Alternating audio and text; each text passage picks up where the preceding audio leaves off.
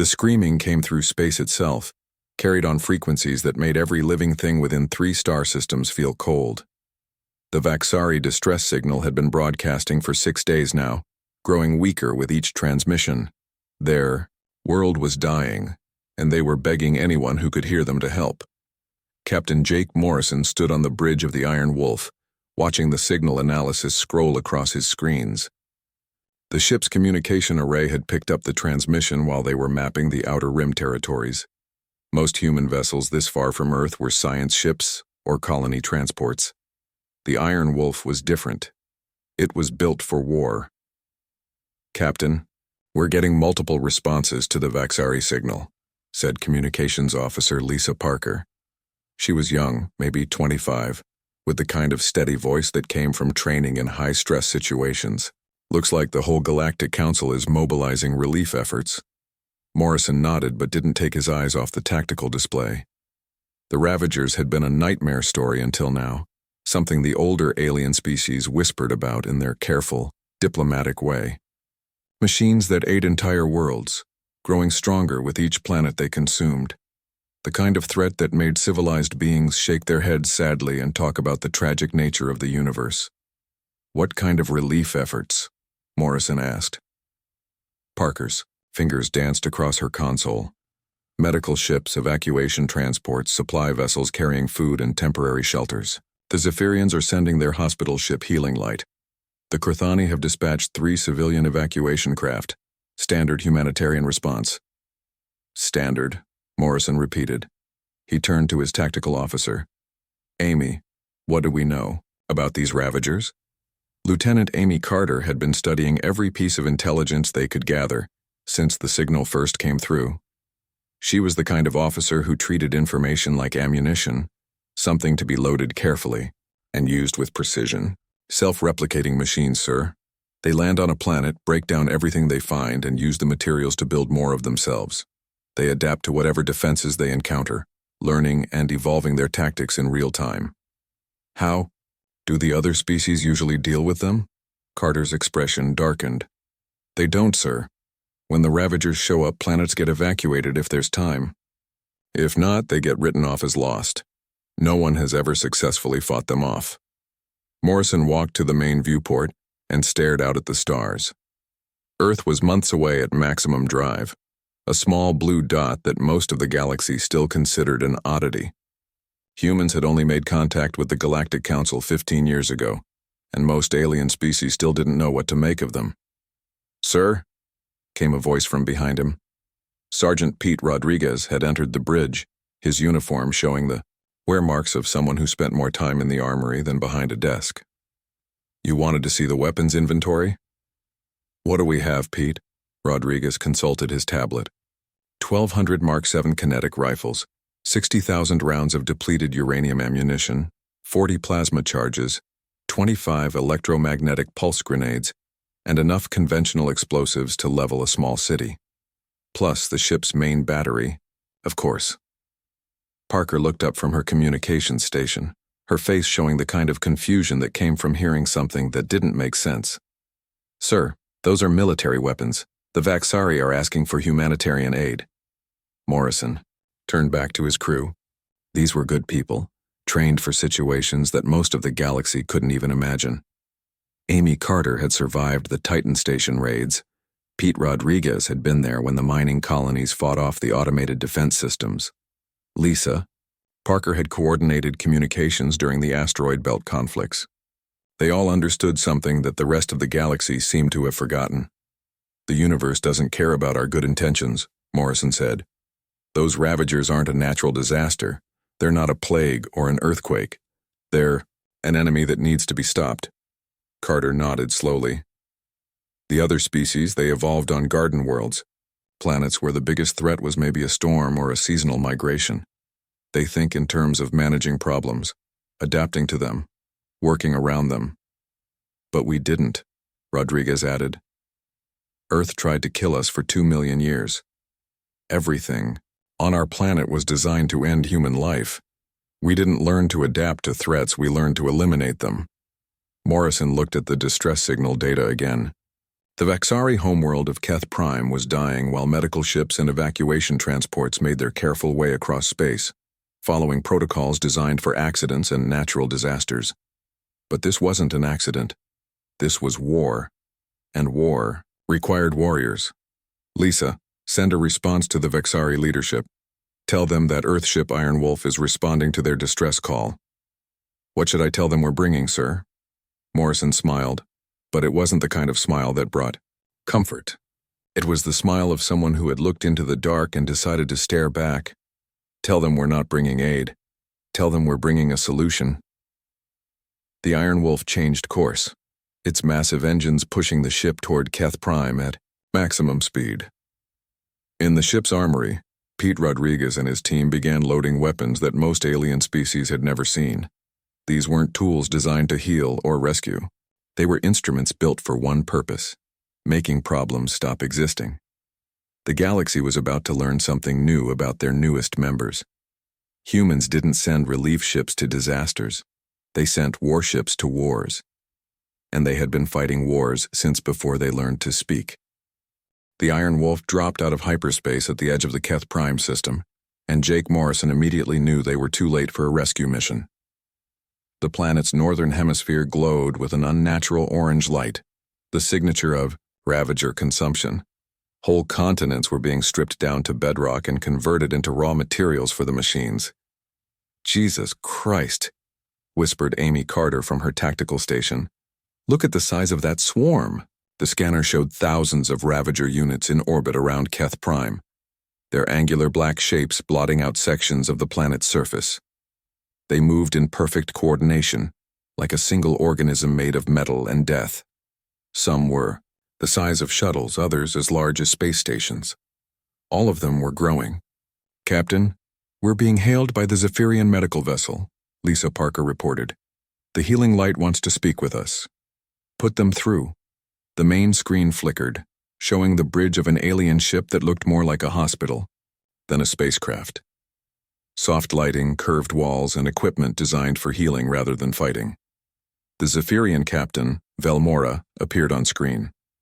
Her species looked like tall, slender humans with pale blue skin and large eyes that seemed to hold all the sadness in the universe. Human vessel, I am Captain Velmora of the Healing Light. You must leave this system immediately. The situation here is beyond hope. Morrison stepped forward. Captain, we're here to help the Vaxari. What's the current status? Velmora's expression grew even more pained.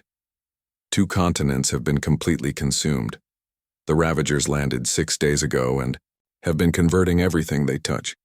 We managed to evacuate perhaps 50,000 Vaxari, but there are still millions on the planet. What about the other relief ships? The Korthani evacuation vessels left yesterday when the Ravagers began targeting anything that approached the planet. 3 ships were destroyed trying to establish rescue zones. The machines learn from every encounter. They adapt. Velmora leaned forward. Human captain, I know your species is new to the galaxy, but you must understand. The Ravagers cannot be fought, they can only be avoided.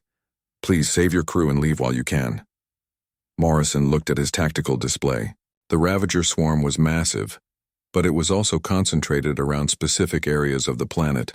They were following a pattern, methodically consuming the surface in expanding circles. Have you tried to fight them? The question seemed to shock. Velmora, fight them? Captain, we are civilized beings. We heal, we rescue, we preserve life. We do not engage in violence, even when that violence could save lives. Violence only creates more violence. It is the way of chaos and destruction. We have evolved beyond such primitive responses. Morrison nodded slowly. Every species in the galaxy seemed to share this philosophy. They had all evolved on worlds where cooperation and peaceful resolution were the keys to survival. Earth had been different. Earth had been a planet where the gentle died young, and the strong learned to be stronger. Captain Velmora, with respect, you're wrong. Sometimes violence is the only thing that stops violence. The Zephyrian captain's large eyes widened. You cannot be serious. You would attack the Ravagers directly? That's exactly what we're going to do. Velmora's image flickered as she presumably consulted with her crew. When she returned, her voice was filled with something that sounded like horror. Captain, the Ravagers have consumed entire star systems. They are not some simple threat that can be overcome with weapons. They are a force of nature like a storm or a plague. No, Morrison said firmly. They're machines, and machines can be broken. The communication ended as Velmora's ship began moving away from the planet at maximum speed. Morrison turned to his crew, who were watching him with the kind of attention that came from years of training and trust. Amy, I want a full tactical analysis of the Ravager formations. Look for patterns, weaknesses, anything we can exploit. Sir, the healing light wasn't wrong about their capabilities. These things have been adapting to every defense they've encountered. They're learning machines. Then we'll have to teach them something new. Morrison turned to his communications officer. Lisa, can you get through to the Vaxari leadership on the planet? Parker's fingers flew across her console. I'm picking up scattered transmissions from the southern continent. It looks like they've established some kind of emergency command center. Patch me through. The screen showed a Vaxari elder, his feathered crest drooping with exhaustion and fear. The Vaxari looked like large birds that had learned to walk upright, with hollow bones and delicate features that spoke of a world without predators. Elder Nimka had been trying to coordinate the evacuation of his people, but his voice carried the weight of someone who had already accepted defeat. Human ship, we thank you for your concern, but there is nothing to be done. The Ravagers cannot be stopped. We can only hope to save who we can before they consume everything. Morrison leaned forward. Elder Nimka, we're not here to evacuate your people. We're here to save your world. The Vaxari leader's eyes widened. Save our world? That is impossible. The Ravagers adapt to any defense. They learn from every attack. Violence only feeds their growth. Elder, with respect, you've never seen human violence. Nimka's feathers ruffled in what Morrison recognized as distress. Captain, we are a peaceful people. We have never known war. We cannot ask you to commit acts of aggression on our behalf. You're not asking, Morrison said. We're offering. The question is whether you'll accept our help. The Vaxari elder looked away from the screen, presumably consulting with other members of his council. When he returned, his voice was filled with reluctance. We do not understand your methods, but we are desperate. If you truly believe you can help, we will not stand in your way. Morrison smiled. Elder, you're about to see something that no species in this galaxy has ever tried. You're about to see humans do what humans do best. The Iron Wolf began moving toward the planet, its weapon systems coming online. In the ship's armory, Pete Rodriguez and his team made final preparations for combat. The Ravagers had never encountered a species that responded to existential threats with controlled fury. They were about to learn. The first wave of human Marines hit the surface of Keth Prime like a hammer blow. Staff Sergeant Rick Coleman led 20 soldiers through the smoking ruins of what had been the Vaxari capital city. The Ravagers had stripped everything down to bare metal and stone, leaving behind a landscape that looked like the skeleton of a world. Movement 2 o'clock, called out Corporal Danny Webb, his rifle already tracking targets. The Ravagers emerged from the rubble like metal spiders, their adaptive armor gleaming in the orange light of the burning sky. They moved with perfect coordination, flowing around obstacles and adjusting their formation in real time. Coleman raised his fist, and his squad took cover behind the twisted remains of a Vaxari transport. The Ravagers had encountered weapons before. They had adapted to energy beams, plasma bursts, and sonic disruptors. Every defense the galaxy had thrown at them had been analyzed, countered, and made useless. They had never encountered a human assault rifle. The Mark 7 kinetic weapon fired solid metal slugs at hypersonic speeds, no energy signature to track, no plasma field to analyze, just raw kinetic force delivered with brutal simplicity. Coleman's first burst took down 3 Ravagers before they could react. The machines stumbled, their adaptive systems trying to process a form of attack that made no sense to their programming. Keep moving, Coleman shouted. Don't give them time to adapt. The human squad advanced through the ruins, their weapons barking in irregular patterns. Marine training emphasized unpredictability over precision. Where other species fought with careful coordination and planned tactics, humans fought with controlled chaos. Every soldier moved independently, choosing their own targets and timing their attacks based on split-second decisions. Private Tony Baker ducked behind a collapsed wall as a Ravager unit tried to flank his position. The machine had adapted to the kinetic rounds, developing a kind of reactive armor that could deflect some of the impact. But Baker didn't keep firing the same weapon. He switched to his sidearm, a chemical explosive device that the Ravagers had no reference for. The grenade detonated in a burst of fire and metal fragments. The Ravagers' adaptive systems had been preparing for more kinetic rounds, not an explosion that scattered burning chemicals across its sensors. The machine went down, its coordination system scrambled by the unexpected attack. "Baker, nice work." Coleman's voice crackled through the comm system. "Everyone else, you see that? Keep switching weapons. Don't let them get comfortable." Above, the battlefield, the Iron Wolf engaged the orbital Ravager swarm. Captain Morrison watched the tactical display as his ship's weapons tore through the machine formations. The Ravagers had adapted to every form of space combat they had encountered, but they had never faced human naval doctrine. "Amy, hit them with the kinetic batteries," Morrison ordered. Lieutenant Carter triggered the ship's main guns, massive magnetic accelerators that fired solid metal projectiles at relativistic speeds. The Ravagers' energy shields were useless against chunks of depleted uranium moving at 20% of light speed. Ship after ship exploded in silent flashes as the projectiles punched through their hulls. But the machines were learning. The surviving Ravagers began moving in unpredictable patterns, trying to make themselves harder to target. Their adaptive systems were analyzing the human weapons, looking for weaknesses and countermeasures. "They're adapting to the kinetic rounds," Carter reported.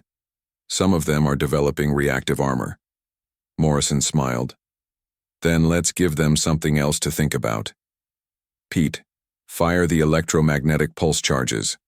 The EMP weapons were a human innovation, designed to disable electronic systems through targeted electromagnetic bursts. The Ravagers had never encountered anything like them, because no other species had developed weapons specifically designed to destroy machines. The pulse charges detonated throughout the swarm, and dozens of Ravager units went dark as their systems crashed. On the planet's surface, Coleman's squad pushed deeper into the consumed zone. The Ravagers were adapting to their weapons, but they were also making mistakes. The machines had learned to fight against coordinated, predictable attacks. They had no programming for dealing with humans who fought like barely controlled animals. "Webb, flank left. Baker, suppressing fire." "Johnson, with me," Coleman shouted over the noise of battle. His orders were simple, direct, and changed every few seconds as the tactical situation shifted. The Ravagers' coordination systems couldn't predict what the humans would do next because the humans themselves didn't know what they would do next. Marine Corporal Lisa Johnson lobbed a plasma charge into a group of Ravagers, then immediately switched to her kinetic rifle as they scattered. The machines had begun to adapt to plasma weapons, but the sudden change in attack patterns confused their systems. 2 Ravagers went down before they could recalibrate. "This is insane," came a voice over the comm. It was Elder Nimka, watching the battle from his emergency command center. "Your soldiers fight without coordination. They attack without planning. How do they achieve anything?" Coleman grinned as he reloaded his rifle. "Elder, we've been fighting chaos for 2 million years. We don't need to plan. We just need to be more dangerous than whatever we're fighting." The human approach was working. The Ravagers had adapted to every form of combat they had encountered, but they had never faced an enemy that treated adaptation as a weakness rather than a strength. Every time the machines began to counter human weapons, the humans switched tactics. Every time the Ravagers developed new defensive measures, the humans attacked from a different angle. Dr. Helen Foster monitored the battle from the Iron Wolf's science station. She had been studying the Ravager behavior patterns, looking for weaknesses in their adaptive systems. What she found was both fascinating and terrifying. "Captain," she reported, The Ravagers are designed to fight against logical, predictable opponents. Their entire programming is based on the assumption that enemies will use the most efficient tactics available. And humans don't fight efficiently, Morrison said. No, sir. Humans fight effectively. There's a difference. The Ravagers can adapt to efficiency, but they can't adapt to controlled chaos. On the surface, Coleman's squad reached their objective, a Ravager processing center that was converting captured Vaxari technology into new machine units. The facility was heavily defended, but the defenders were prepared for the kind of coordinated assault that other species would mount. They were not prepared for 20 humans with mixed weapons and no apparent battle plan. All right, people, Coleman said, checking his ammunition. Let's show these machines what Earth teaches its children about fighting. The humans attacked from 6 different directions simultaneously, using 8 different types of weapons in no discernible pattern. The Ravagers' adaptive systems overloaded trying to process the chaos, and the processing center fell in less than 10 minutes. The galaxy was learning something new about humanity. They didn't fight wars to win. They fought wars to end them. The tide of battle began to shift as human forces pushed deeper into Ravager territory. What had started as a desperate defense was becoming something the galaxy had never seen before, a successful counterattack against the machines that had consumed dozens of worlds. Captain Morrison stood on the bridge of the Iron Wolf, watching his tactical display as human Marines advanced through 3 separate zones on the planet's surface. The Ravagers were adapting to individual human weapons and tactics, but they couldn't adapt to the complete absence of a predictable pattern. Captain, Amy Carter called from her station, we're getting reports from all 3 ground teams. The Ravagers are starting to fragment their coordination. What do you mean? The machines are trying to adapt to so many different tactics simultaneously that they're losing their ability to work together. Some units are configured to fight kinetic weapons, others are set up for explosives, and others are ready for electromagnetic attacks. When our people hit them with mixed assaults, the Ravagers are getting in each other's way. Morrison nodded. This was exactly what human military doctrine was designed to do: create so much chaos that the enemy couldn't respond effectively to any single threat because they were too busy trying to respond to all of them. On the ground, Corporal Danny Webb led his fire team through the ruins of a Vaxari manufacturing district. The Ravagers had converted most of the facility into a processing center, breaking down everything they found and rebuilding it into more machines. But the conversion process had been interrupted by human attacks, leaving half-finished Ravager units scattered across the factory floor. "Look at this," called Private Sam Collins, pointing to a group of Ravager units that seemed to be fighting each other. "They're not coordinating anymore." Webb watched as 2 Ravager squads opened fire on the same target from different angles. One squad was using energy weapons designed to penetrate kinetic armor, while the other was firing projectiles meant to disrupt energy shields. The overlapping attacks were interfering with each other, creating gaps in their defensive line. "That's what happens when you try to be ready for everything," Webb said. "You end up being ready for nothing. Move up, people. Hit them while they're confused." The human fire team advanced through the chaos, their weapons barking in irregular patterns. Webb carried a kinetic rifle and chemical grenades. Collins had an electromagnetic pulse gun and explosive charges. Private Maria Santos used a plasma cutter and traditional ballistic ammunition. Every human soldier was a walking arsenal of different technologies, making it impossible for the Ravagers to adapt to any single threat. Back on the Iron Wolf, Communications Officer Lisa Parker was monitoring transmissions from other ships in the system. The news was spreading fast across the galaxy that humans were actually fighting the Ravagers and winning. "Captain, we're getting messages from 15 different species," Parker reported. "The Galactic Council wants to know what we're doing down there." "What are you telling them?" "The truth, sir. We're killing machines." Morrison almost smiled. The simplicity of the human approach was apparently shocking to species that had spent centuries developing complex diplomatic solutions to every problem. When faced with an enemy that wanted to destroy everything, humans had decided to destroy the enemy first. "Sir," came a voice from the ship's science station. Dr. Helen Foster had been analyzing Ravager behavior patterns throughout the battle. "I'm seeing something interesting in the machine responses. They're not just adapting to our weapons anymore. They're trying to adapt to our decision-making processes. Explain. Foster pulled up a tactical display showing the movement patterns of both human and Ravager forces. The machines are trying to predict what our soldiers will do next based on standard military doctrine. But human soldiers don't follow standard doctrine. They make decisions based on instinct, training, and individual judgment. The Ravagers can't predict chaos. In the Vaxari Command Center, Elder Nimka watched the battle with a mixture of hope and horror. His people had never seen organized violence on this scale.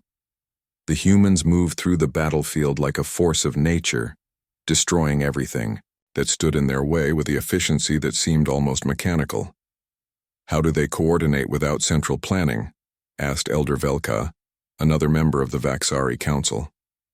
Their soldiers act independently, yet they achieve collective goals. Nimka shook his head. I do not understand it either. They fight as if each warrior is both a single fighter and part of a larger organism. It is unlike anything we have encountered.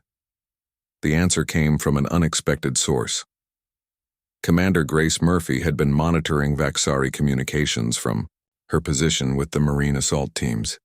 She was a career soldier who had fought in the asteroid belt conflicts and understood the philosophy behind human military tactics. Elder, Murphy's voice came through the comm system. Human soldiers are trained to think for themselves while working toward common objectives. We don't need someone to tell us what to do because we all understand what needs to be done. But how do you maintain coordination without constant communication? Murphy ducked behind cover as a Ravager unit fired at her position, then popped up to return fire with her kinetic rifle. We train until we can trust each other completely.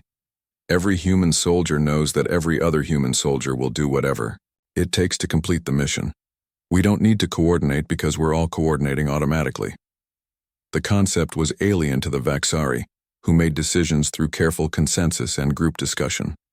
The idea of individuals making split-second choices that affected the entire group was both fascinating and terrifying to them.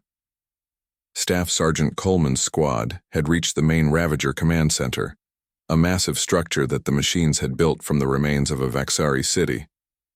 The facility was heavily defended, with hundreds of Ravager units positioned around its perimeter. But the defenders were confused and disorganized, their adaptive systems overloaded by the chaotic nature of human attacks. All right, people, Coleman said, checking his weapons one final time. This is their central processing unit. Take it down, and the whole swarm loses coordination. His soldiers nodded, each one understanding their role without needing detailed instructions. They would attack from multiple directions using different weapons and tactics, creating so much chaos that the Ravagers wouldn't be able to respond effectively to any single threat. Private Baker looked at the massive fortress and grinned. Sarge, this is going to be loud, Coleman smiled back. Baker, loud is what we do best. The final assault began with a barrage of mixed weapons fire that lit up the darkening sky. The Ravagers had never encountered anything like it, and their adaptive systems finally reached their breaking point. Across the planet, machine coordination began to collapse as the central command structure fell to human firepower. The galaxy was witnessing something unprecedented, the first successful defeat of a Ravager invasion, and it was being accomplished by a species that most civilized beings considered barely more advanced than barbarians. The Ravager command center exploded in a cascade of fire and twisted metal. Staff Sergeant Coleman's assault team had planted enough explosives to level a city block, and the massive structure collapsed in on itself like a dying star. Across the planet, thousands of Ravager units suddenly stopped moving as their central coordination network went dark. Command center is down, Coleman reported through his comm unit. Repeat, the brain is dead. Captain Morrison watched from the Iron Wolf's bridge as the orbital Ravager swarm began to drift apart. Without their central coordination, the individual machines were reverting to basic programming. Some continued their consumption patterns, but most simply floated in space like abandoned debris. My God, whispered Amy Carter, staring at her tactical display. We actually did it, we beat them. The victory was so complete that it took several minutes for the full scope of what had happened to sink in.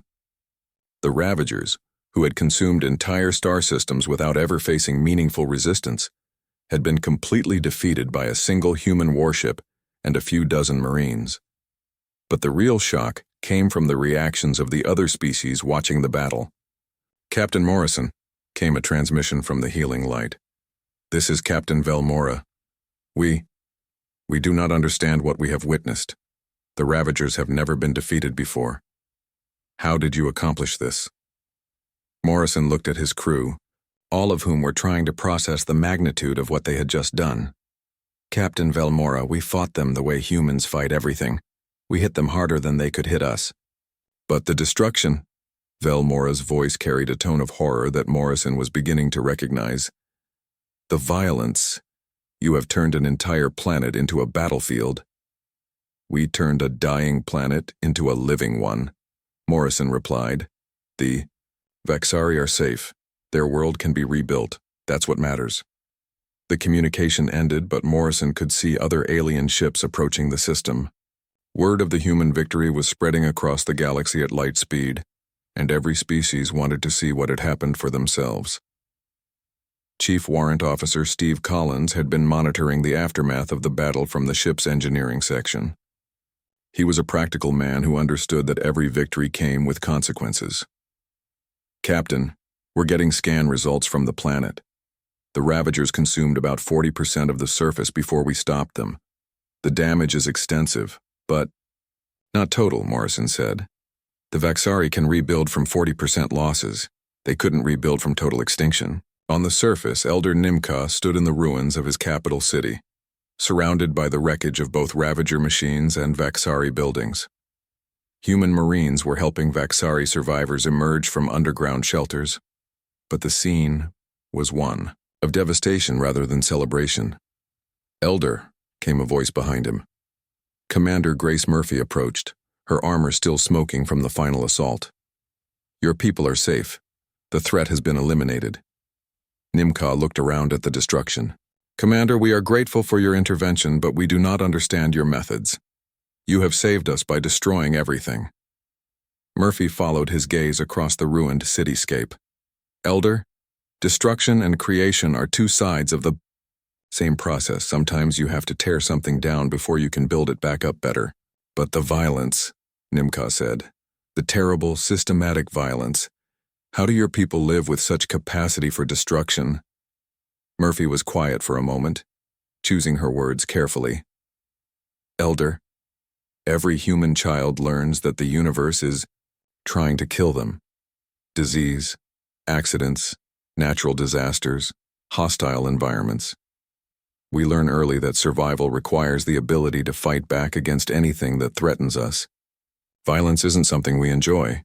It's something we're good at because we have to be." More alien ships were arriving in the system every hour. Representatives from dozens of species came to witness the aftermath of the first successful Ravager defeat in galactic history, but their reactions were not what Morrison had expected. "Captain," Lisa Parker reported from her communication station, "I'm receiving formal complaints from 17 different species. They're accusing us of violating galactic warfare conventions." "What conventions?" "Apparently there are rules about the use of kinetic weapons, chemical explosives, and electromagnetic pulse devices in populated systems. Most species consider these weapons to be inhumane." Morrison stared at the communications display. "They consider it inhumane to use effective weapons against machines that were literally eating their allies?" "Yes, sir. They're also concerned about our combat doctrine. Several species are filing formal protests about our use of uncoordinated violence and chaotic battle tactics. They say we fight like animals." Dr. Helen Foster looked up from her science station.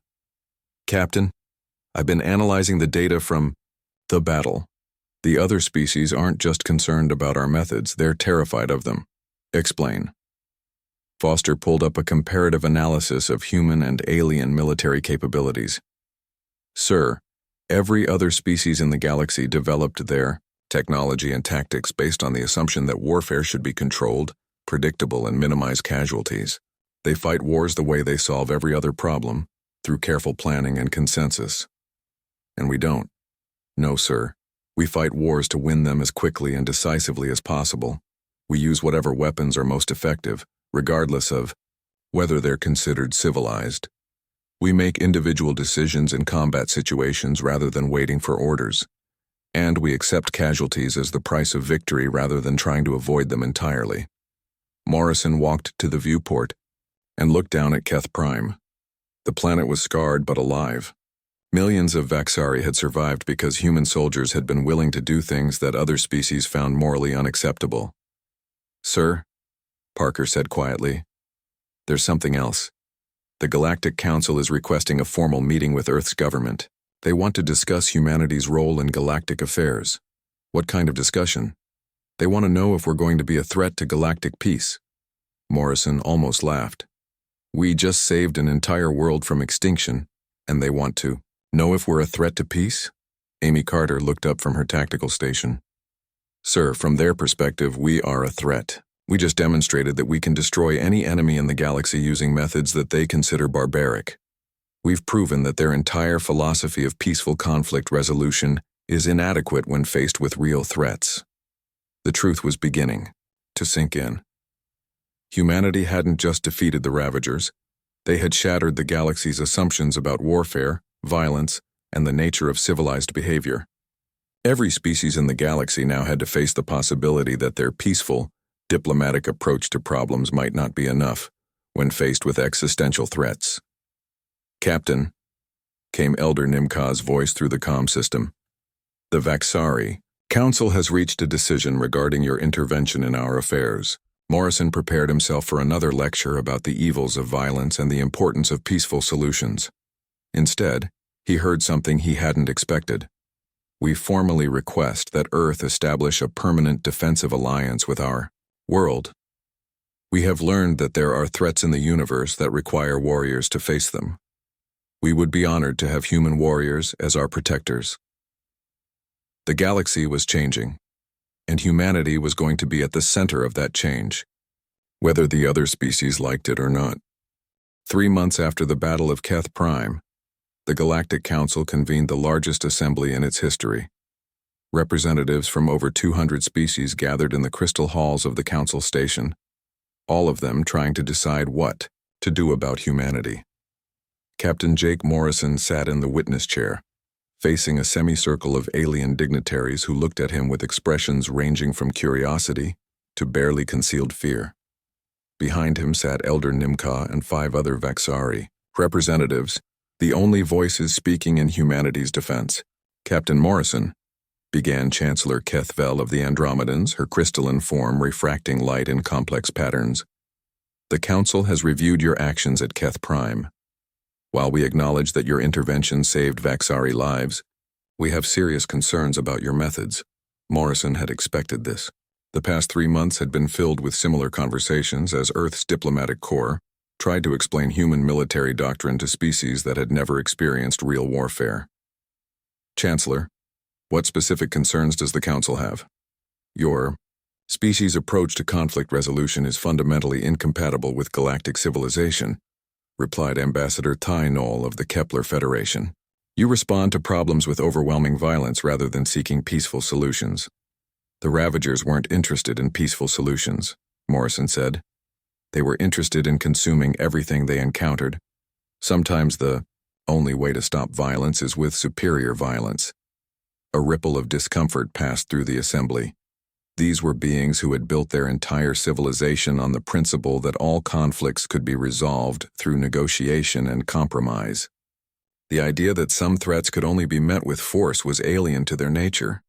"Captain," said Counselor Velmora, who had been promoted after her rescue efforts at Keth Prime, "surely there must have been alternatives to the destruction you unleashed. Could you not have attempted to communicate with the Ravagers, to understand their motivations?" Morrison looked at the assembled representatives and realized he was speaking to beings who had never faced a truly existential threat. Their worlds had been gardens where the biggest dangers were storms or seasonal changes. They had never learned that some enemies couldn't be reasoned with because they had never encountered enemies that wanted to destroy, rather than compete. "Counselor, the Ravagers' motivation was simple. They wanted to convert everything in the universe into more Ravagers, There was nothing to negotiate, no common ground to find. They were a threat that had to be eliminated, so we eliminated them. Elder. Nimka stood up from his seat behind Morrison. Honored Council, I must speak in defense of the humans. We Vaxari tried peaceful contact with the Ravagers. We offered them uninhabited worlds to consume. We attempted to establish communication, protocols. We even offered to relocate our entire population if they would spare our homeworld. The Elder's voice grew stronger as he continued. The Ravagers' response was to accelerate their consumption of our world. They interpreted our offers of peace as weakness, and our willingness to negotiate as surrender. Captain Morrison's forces saved us because they understood something we did not. Some enemies can only be stopped, not reasoned with. Chancellor Kethvel's form shifted colors, indicating deep consideration. Elder Nimka, we understand your gratitude to the humans, but their methods set a dangerous precedent. If we accept that overwhelming force is an appropriate response to threats, where does it end? What prevents the humans from using these same methods against other species? Morrison stood up slowly. Chancellor, that question shows you don't understand what drives human behavior. We didn't attack the Ravagers because we enjoyed violence. We attacked them because they were destroying innocent people who couldn't defend themselves. Human military doctrine isn't about conquest. It's about protection. But how can we be certain of that? Asked Ambassador Thynol. Your species has demonstrated capabilities that exceed anything in our military arsenals. You could conquer any world in the galaxy if you chose to. And so could any species with faster-than-light travel and nuclear weapons, Morrison replied. The question isn't whether we could conquer other worlds. The question is whether we want to, and we don't. Humans prefer to build rather than destroy, but we're very good at destroying things that threaten what we've built. Communications Officer. Lisa Parker had been monitoring transmissions from Earth during the council session. She approached Morrison with a datapad showing the latest reports from the human government. Captain, you need to see this. We're getting requests for military assistance from 47 different worlds. Species that weren't even at Keth Prime are asking for human protection against various threats. Morrison looked at the data and felt the weight of what humanity was becoming. What kind of threats? Mostly minor ones by our standards. Pirate raids, territorial disputes, aggressive wildlife. But these species have no military capabilities at all. They've been relying on the Galactic Council for protection, and the Council's response is usually to form committees and study groups. The information spread quickly through the council chamber. Representatives began speaking in agitated tones as they realized the implications. If humanity became the galaxy's military force, it would fundamentally change the balance of power that had existed for thousands of years. This is exactly what we feared, Chancellor Kethvel said. Your species is creating dependencies. Other civilizations will begin to rely on human military power instead of developing peaceful solutions to their problems. Morrison looked around the assembly and made a decision that would define humanity's role in the galaxy for generations to come. Chancellor, you're right. If we become the galaxy's military force, it will change everything. Species will stop looking for peaceful solutions because they'll know they can call us when things get dangerous. He paused, letting his words sink in before continuing. But that change is already happening. The Ravagers proved that there are threats in this universe that peaceful species can't handle alone. You can either accept that reality and work with us to create a system that protects everyone, or you can pretend those threats don't exist and watch more worlds burn while you form study committees. Elder Nimka stepped forward again. The Vaxari propose a formal alliance with Earth. We will provide scientific and technological support in exchange for military protection. We believe this arrangement could serve as a model for other species who recognize the need for practical defense capabilities. Over the next several hours, the Council debated humanity's place in galactic civilization. Some species argued for restrictions on human military activities. Others proposed formal alliances similar to what the Vaxari had suggested. A few even suggested that humanity should be excluded from the galaxy entirely, treated as a dangerous anomaly that threatened the peaceful order they had built. In the end, the council reached a compromise that satisfied no one completely, but acknowledged the new reality. Humanity would be granted full membership in the Galactic Council, but with the understanding that they would serve as the galaxy's primary military force. Individual species could request human protection, but only through formal council channels, and with strict oversight. Morrison accepted the terms, knowing that they were the best humanity could achieve given the circumstances. As he prepared to leave the council station, Chancellor Kethvel approached him with a final question. "Captain Morrison, do you believe this arrangement will lead to peace?" Morrison considered the question carefully. "Chancellor, I don't think it will lead to peace. I think it will lead to the absence of war, which isn't the same thing, but sometimes preventing war is the best peace you can achieve." The Iron Wolf departed the council station with new orders and a new mission. Humanity had become the galaxy's reluctant guardians, protectors of species who couldn't protect themselves. It wasn't the role they had wanted, but it was the role the universe had given them. As Communications Officer Parker noted in her final log entry, humans had learned long ago that the universe was hostile and unforgiving. Now the rest of the galaxy was learning that lesson too, and humanity would be there to make sure they survived the education.